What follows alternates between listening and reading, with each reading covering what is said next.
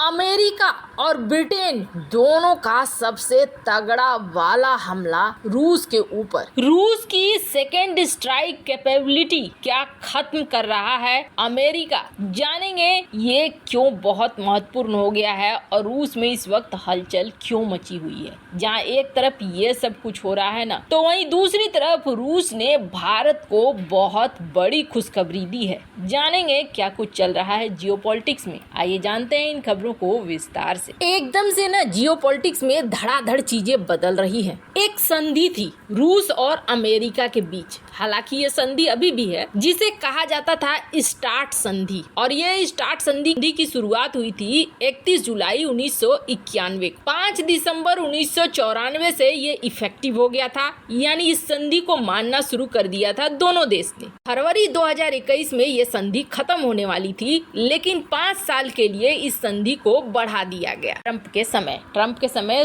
रूसी राष्ट्रपति पुतिन के साथ रिश्ते भी बहुत अच्छे थे। इस संधि में क्या था, इस संधि में ये था कि हम दोनों जो परमाणु हथियार रखेंगे ना, वो कम रखेंगे, और हम दोनों को ये हक रहेगा कि हम एक दूसरे के परमाणु हथियारों को गिन सके कि हाँ भैया तुम्हारे पास उतने ही है ना, तुमने कुछ छिपाया तो नहीं है, और ऐसे हम कंट्रोल में रहेंगे, दुनिया को हम बर्बाद नहीं होने देंगे परमाणु मिसाइलों की वजह से। सुनकर बहुत अच्छा लगा। इस संधि के तहत दोनों देशों को परमाणु हथियारों से जुड़े केंद्रों पर ऑन साइट निरीक्षण करने की मंजूरी दी गई। 2020 में आ गया महामारी, जिसकी वजह से ये इंस्पेक्शन नहीं हो सका, लेकिन इस संधि में खटासानी शुरू हो गई। खटासानी क्यों शुरू हो गई? खटासानी इसलिए शुरू हो गई क्योंकि ये कहा जाने लगा रूस के द्वारा कि ठीक है, रूस के जो साइट्स हैं वो तो अमेरिका अच्छे से देख लेना चाहता है, लेकिन हम जब जाते हैं तो हमें ये ठीक से देखने नहीं देता है। तब गुस्से में आकर पुतिन ने यहाँ तक कह दिया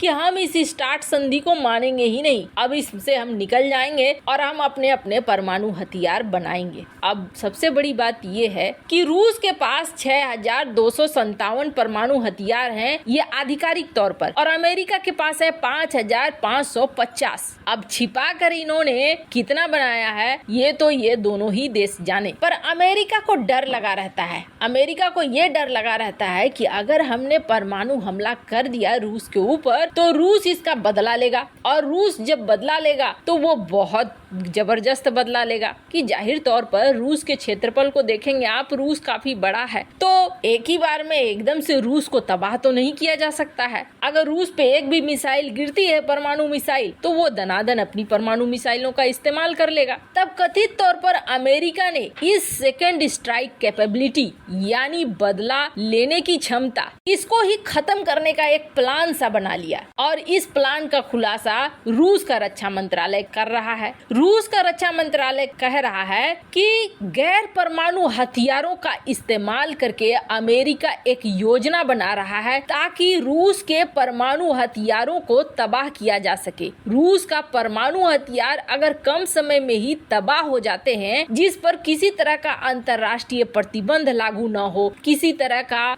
अंतर्राष्ट्रीय कानून का उल्लंघन न हो, तो फिर रूस तबाह हो जाएगा और रूस बदला नहीं ले पाएगा। रूस की एजेंसी RIA नोवोस्टी की तरफ से एक आर्टिकल जारी किया गया। इस आर्टिकल में ये कहा गया कि अमेरिका इस तरह के माध्यमों का निर्माण कर रहा है जिसके बाद रूस के परमाणु हथियारों को खत्म किए जा सके। नाटो और अमेरिका इस मामले में आगे बढ़ रहे हैं। अमेरिका ये चाह रहा है कि इस तरीके से आक्रामक कार्रवाई की जाए कि ज्यादा से ज्यादा रूस के परमाणु हथियारों को नष्ट किया जा सके। अमेरिका ये चाह रहा है कि रूस की सेना बदला ले, उससे पहले ही हथियार खत्म हो जाए। खैर, अब यहाँ पर कहानी एकदम से बदल रही है रूस और अमेरिका की। रूस के परमाणु हथियारों पर बड़े हमले की साजिश रच रहा है अमेरिका। एक खतरनाक प्लान बनाया गया है, ये दावा किया जा रहा है, और ये अगर सही होता है तो आप समझिए कि पूरी तरीके से दुनिया तबाह होने के रास्ते पर जरूर चल बैठी है। पर हाँ, एक उम्मीद की किरण जगी है, और वो उम्मीद की किरण इसलिए जगी है कि स्टार्ट संधि के लिए अमेरिका और रूस एक बार फिर बैठकर बातचीत करना चाह रहे हैं, और अगर बातचीत सफल होती है तो फिर शायद कोई शांति का रास्ता दिखे। खैर अभी तुरंत से ये कहना बहुत बड़ी बात होगी। लेकिन इन सब के बीच आखिरकार रूस ने भारत के लिए बड़ा दरवाजा खोला है और ये बहुत ही ज्यादा बड़ी मदद है, क्योंकि इसमें कई सारे लोगों का भविष्य था जो अंधकार में चला गया था। उस भविष्य को बचाने का काम रूस कर रहा है। जानेंगे भारत के लिए क्या दरवाजा खोला है, पर ये तो अमेरिका का एक्शन था। यूके ने क्या कर दिया है? रूस के खिलाफ ऋषि सुनक ने भी एक बड़ा एक्शन ले लिया है और रूस को सबसे बड़ा झटका दिया है ऋषि सुनक ने। ब्रिटेन की सरकार ने रूस के खिलाफ गुरुवार को एक बड़ा कदम उठाया है। पीएम ऋषि सुनक के नेतृत्व वाली सरकार ने रूस की 18 बिलियन पाउंड यानी करीब करीब 20.5 बिलियन डॉलर की संपत्ति को फ्रीज कर लिया है। ये संपत्ति किसकी है? रूस के अमीर लोग, रूस की संस्थाएं जिन्होंने ब्रिटेन में अपना होटल बनाया हो या घर बनाया हो या ऑफिस बनाया हो, उन सारे संपत्तियों को उन्होंने फ्रीज कर लिया है और फ्रीज करके रूस पर एक तरीके से बहुत बड़ा प्रतिबंध लगा दिया है। ब्रिटेन की ट्रेजरी में एक जूनियर मंत्री है एंड्रयू ग्रिफिथ। इन्होंने कहा कि हमने रूस पर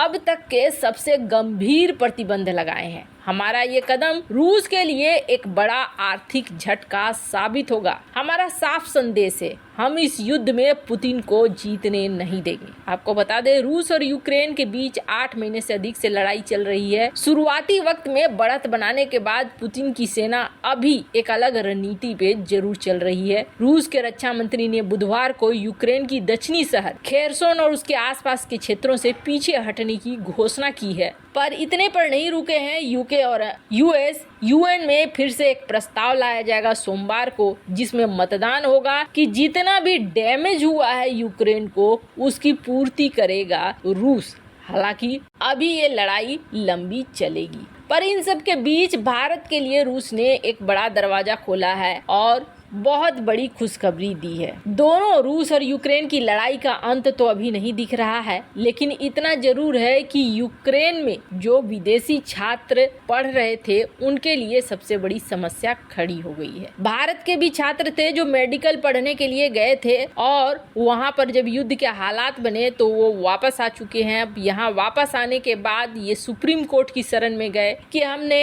अपनी पढ़ाई पूरी की है, कुछ ने आधी रखी है, हमारा क्या होगा, हमारा यहीं के मेडिकल कॉलेज में दाखिला कर दो। तो अब भारत के लिए भी समस्या हो रही है कि वहाँ उन्होंने कुछ और कोर्स पढ़ा है, यहाँ कुछ और कोर्स पढ़ा है, तो कैसे उनके पढ़ाई को कंटिन्यू रखा जाए। जहाँ ये मामला सुप्रीम कोर्ट में अटका हुआ था, तो वहीं रूस ने अपने दरवाजे खोले हैं और रूस ने कहा है कि आप जहाँ तक पढ़े हो उसके बाद की पढ़ाई भी रूस में कर सकते हो, आपको किसी तरह की कोई दिक्कत नहीं होगी। चेन्नई में रूस के जो महावाणिज्य दूत अलोक अवदीप हैं, उन्होंने कहा कि आप शिक्षा हमारे रूसी यूनिवर्सिटी में जारी रख सकते हैं। आप आइए और आप आकर अपनी पढ़ाई को पूरी कीजिए। जहां से छूटी हुई है पढ़ाई वहीं से शुरू कर सकते हैं। वैसे आपको क्या लगता है इन सब मामले में, आपकी क्या राय है? कमेंट कर जरूर बताएं।